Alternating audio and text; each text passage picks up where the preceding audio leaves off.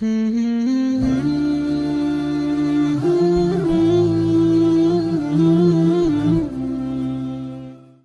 اللہ الرحمن الرحیم۔ قربانی کے جانور کے بارے میں یہ بات ذہن نشین رہے کہ جو بڑا جانور ہے جیسے گائے ہے، بیل ہے، بھینس ہے، اس کی عمر 2 سال یا اس سے زیادہ ہونی چاہیے۔ اگر 2 سال سے عمر کم ہوگی تو ایسے جانور کی قربانی نہیں ہوگی۔ یہ جو دانت ہیں یا اور جو ظاہری علامات ہیں یہ صرف اس کا اندازہ لگانے کے لیے ہیں، ورنہ اصل چیز اس کی عمر ہے، اور اس عمر کے بارے میں تسلی کر لینی چاہیے کہ 2 سال اس کی عمر پوری ہونی چاہیے۔ اور جو چھوٹا جانور ہے جیسے بکری بکرا ہے اس کی عمر 1 سال ہونی چاہیے، اور جو دمبا ہے وہ 6 ماہ کا بھی اگر وہ دیکھنے میں 1 سال کے بکرے کے برابر 1 سال کے دمبے کے برابر لگے تو اس کی قربانی بھی ہو سکتی ہے۔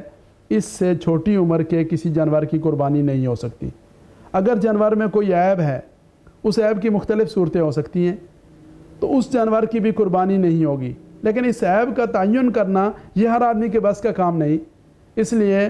اگر کوئی جانور بھی سامنے آئے، اس کے سینگ کا مسئلہ ہو کہ وہ ٹوٹا ہوا ہے، اس کا کان کٹا ہوا ہے، اور کسی قسم کا کوئی اس میں عیب ہے، وہ لنگڑا ہے، وہ کانا ہے، تو اس جانور کی وہ جو کیفیت ہے وہ کیفیت علماء کرام اور مفتیان اعظام کو بتا کر ان سے رہنمائی لے کر پھر یہ فیصلہ کرنا چاہیے کہ آیا اس جانور کی قربانی ہو سکتی ہے یا اس کی قربانی نہیں ہو سکتی۔ علماء کرام سے رہنمائی لیے بغیر اگر از خود فیصلہ کر لیا تو ہو سکتا ہے کہ وہ جانور ایسا ہو کہ جو قربانی کے قابل نہ ہو، تو انسان نے جو اس پر خرچہ کیا، جو اس کے لیے اہتمام کیا، وہ سارے کا سارا رائے گاہ چلا جائے گا۔ اسی طرح قربانی کے جانور کے بارے میں اس بات کا اگر اہتمام ہو سکے کہ خود اس جانور کو پالا جائے، خود اس کا خیال رکھا جائے، اس کی پرورش کی جائے، تو اس جانور کے ساتھ جو ایک انس کی کیفیت پیدا ہوتی ہے وہ خریدے ہوئے جانور کے ساتھ نہیں پیدا ہو سکتی۔ ایسے ہو جاتا ہے، بہت سارے لوگوں کو دیکھا کہ ان کے جانور ان کے لیے ان کے بچوں کی طرح ہوتے ہیں، وہ جانور بھی ان سے محبت کرتے ہیں اور وہ بھی اپنے جانوروں سے محبت کرتے ہیں، اور جب ایسے جانوروں کے گلے پر چھری چلتی ہے تو انسان کے دل میں جو کھینچ پڑتی ہے، یہ کھینچ اللہ رب العزت کی بارگاہ میں اس کے لیے اجر و ثواب کا باعث بنتی ہے۔ اور اگر اس کا اہتمام نہ ہو پائے تو کم از کم کچھ دن تو جانور کو لا کر اسے پالنے اور اسے گھاس کھلانے اور اس کی خدمت کرنے کا ضرور اہتمام کرنا چاہیے، تاکہ اس کے ساتھ کسی درجے میں تو مناسبت اور انس پیدا ہو جائے۔ البتہ اس بات کا اہتمام رہے کہ جانور بہت اچھا، بہت پیارا، دیکھنے میں بھی خوبصورت لگے، صحیح صحت مند ہو، کہ جس کو دیکھ کر انسان کا دل خوش ہو، اسے اللہ رب العزت کے راستے میں اس کی قربانی کرنی چاہیے۔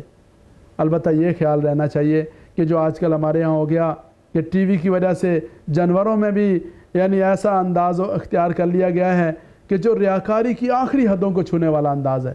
لاکھوں روپے لگا کر ایک جانور کی خریداری اور پھر اس کو لے کر آنا اور پھر اس کی نمائش کروانا اور اس کی تصویر سازی اور لمبی چوڑی پیچیدگیاں اس میں ایسی پیدا ہو گئی ہیں کہ جو قربانی کا جو مقصد ہے اس مقصد کی خلاف ورزی کے مترادف ہے۔ اس لیے ایسے جانوروں میں کہ جن کی قیمت لاکھوں میں ہے، ان کو خریدنے کے بجائے، ان کو لانے کے بجائے، ریاکاری کا مظاہرہ کرنے کے بجائے اگر اللہ رب العزت نے گنجائش دی ہے، وہی لاکھوں روپے لگا کر ایک جانور کی جگہ 10 جانور قربان کریں، 1 سے زیادہ جانوروں کی قربانی کریں، اور کوئی اپنے علاقے میں کریں، کوئی ایسے بہت سارے علاقے ہیں اور دور افتادہ علاقے، پسماندہ علاقے، کچی بستیاں، دینی ادارے کہ جہاں پر لوگ مستحق ہیں، ضرورت مند ہیں، ان کو گوشت کی حاجت ہے، ایسی جگہوں پر قربانی کرنے کا اہتمام کریں۔ لیکن یہ جو بلا وجہ کا اسراف ہے، یہ بلا وجہ کی ریاکاری ہے، لاکھوں کی رقم لگا کر وہ کوئی ایک جانور خریدنا اور پھر اس کی وجہ سے اپنی جو سماجی حیثیت ہے اس کو بڑھاوا دینا، یہ طرز عمل یہ شریعت کے مزاج کے منافی ہے۔ یہ ہمارے اس جدید فتنوں والے دور کی پیداوار ہے، اس سے اجتناب کرنا چاہیے، اور جانوروں کی قربانی میں اللہ کی رضا کو اور اللہ رب العزت کی ذات کے ساتھ اپنے تعلق اور محبت کو اس کو ترجیح دے کر اچھے سے اچھا، پیارے سے پیارا اور ایسا جانور کہ جو انسان کو ذبح کرتے ہوئے، قربانی دیتے ہوئے اس کا اپنا دل بھی خوش ہو، ایسے جانور کی قربانی کا اہتمام کرنا چاہیے۔ اللہ رب العزت کی ذات سے دعا ہے اللہ تعالیٰ مجھے اور آپ کو عمل کرنے کی توفیق نصیب فرمائے۔